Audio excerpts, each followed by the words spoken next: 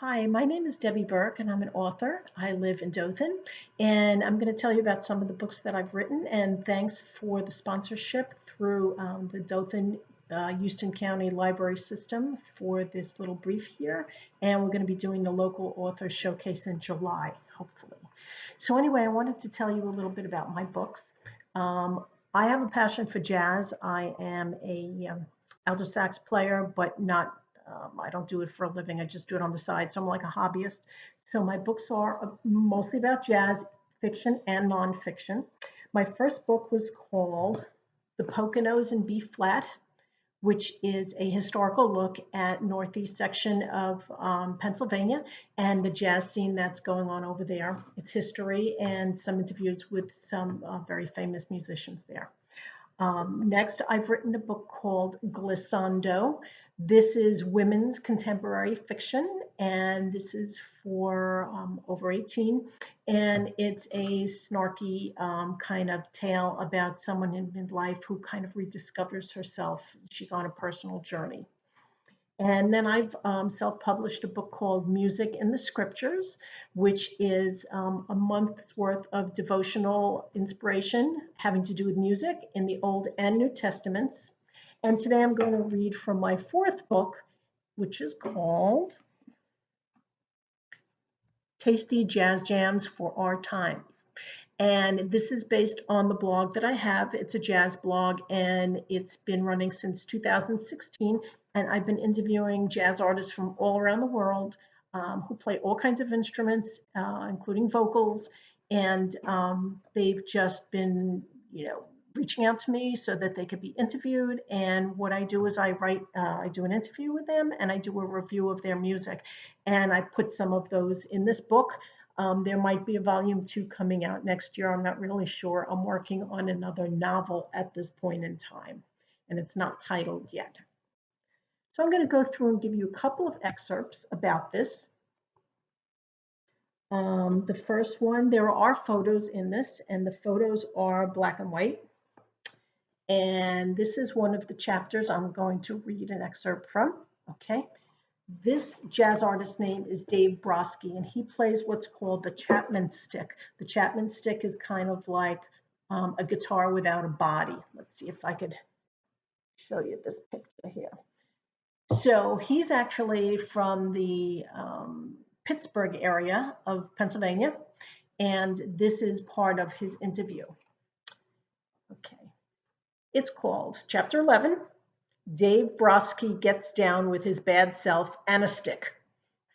An unusual instrument in terms of rarely appearing in your typical jazz club, the Chapman stick has almost a cult-like following. Pittsburgh-based Dave Broski is not only well-versed in its harmonic nuances, but also its genesis. The instrument has a bright, calliope-like sound, and Broski very clearly delights in sharing it with his audiences. Fingers fly, he can't sit still. He makes the stick ring and sing. Couple of questions he answered. Brief history of the Chapman stick. The stick was invented by Emmett Chapman and first introduced in 1974. It led to the largest bass string being placed in the center of the fretboard with higher gauges ascending up both sides of the bass string. It was redesigned over many years with different improvements, including different woods, polyresins, and even anodized aluminum.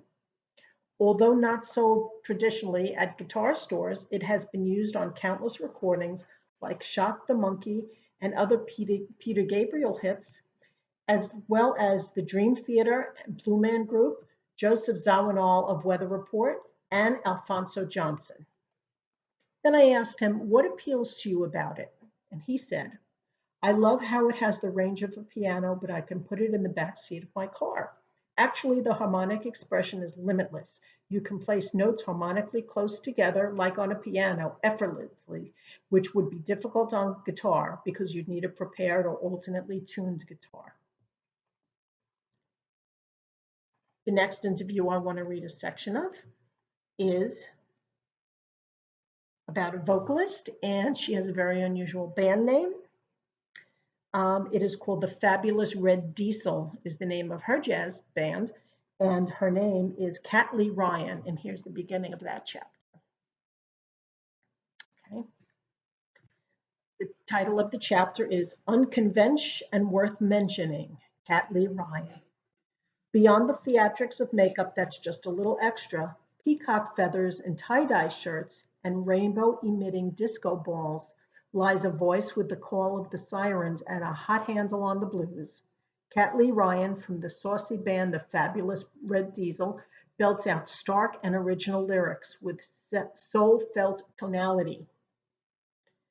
For example, one of her songs, No Rest for the Wicked Now, is a New Orleans fused with reggae ditty, sharply punctuated by a muted horn and funky stickwork from the percussionist. It begs for audience participation and sultry dancers. Another gem is the schmaltzy, heavy on the wailing horn song called Tree Talking that adds a fat dollop of tuba and assertive storytelling by Ryan. Unpredictably, it breaks out into a flute-driven bridge. What? And one of the questions I asked her was, your band sound is lively and campy. Is that what you're going for? And she says, lively and campy, I like this because it was our aim. Being up-tempo means bookings, especially as we are an originals band. So our foot in the door meant we had to keep it lively. We also like to have a laugh, so I guess that's how it comes across as camp. And then I asked her, how has your voice evolved through the years? And she says, I would say it's leaning towards light classical, clear and bright. I like it more now that it is older. There's more history in it and it's lower, so it's more suitable to jazz.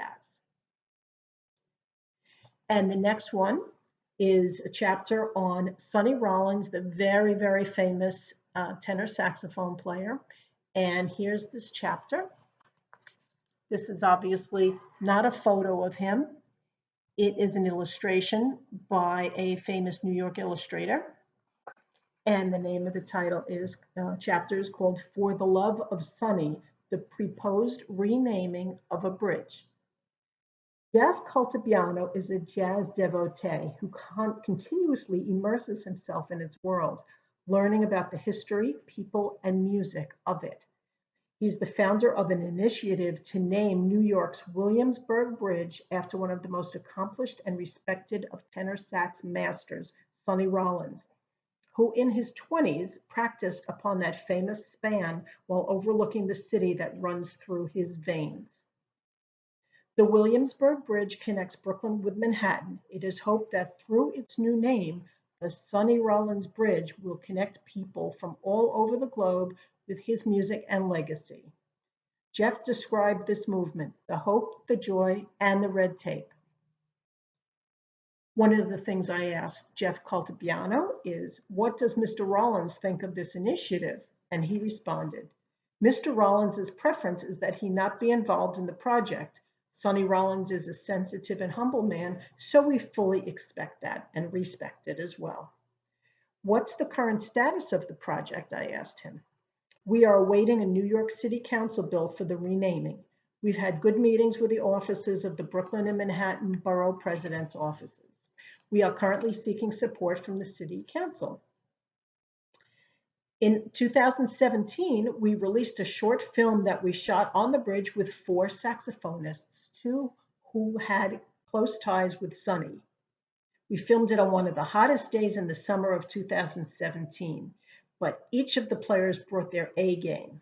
We're really pleased with how the final product came out, and it's been an important document in seeking additional support for the renaming.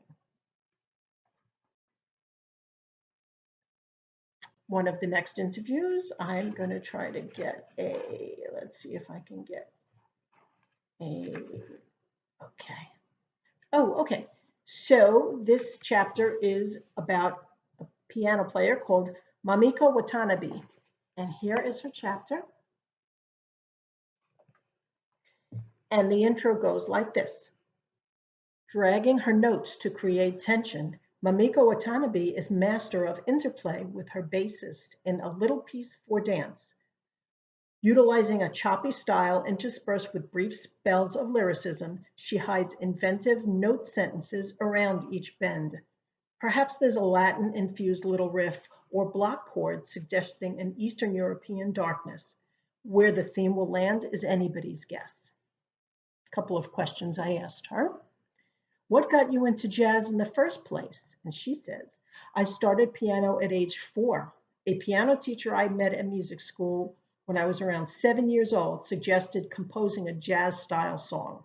She thought it might fit in well with my musicality.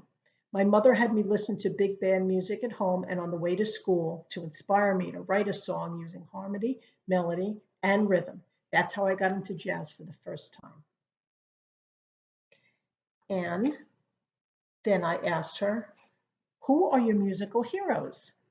And she named Herbie Hancock, Art Tatum, Thelonious Monk, Chick Corea, McCoy Tyner, and Johann Sebastian Bach. And then I said, what do your colleagues, the other musicians, bring to your overall sound? And she says, my piano trio features two amazing musicians, Santi DeBriani on bass and Francisco Mella on drums. I admire their deep knowledge of traditional jazz and different grooves. They both bring the organic feel to the overall sound, and that has the power to make people dance. So this book contains about 40 interviews with jazz artists, and my blog has about 300 to 400 interviews. So this was just a broad selection. As I said, instrumentalists of all types of music and subgenres within jazz, and they're from all around the world. I hope you've enjoyed this. I will be at the local author showcase with my jazz books. As I said, I'm writing a new one, and maybe it will be out by July. If not, it will be out by years. And it is a novel. And this one is about a young bass player from New York. And he finds out some things about his family tree, which really interests him. And he goes on a self exploration of his family and also his place in the music world. I hope you've enjoyed this. And again, I'm Debbie Burke, author. Thank you.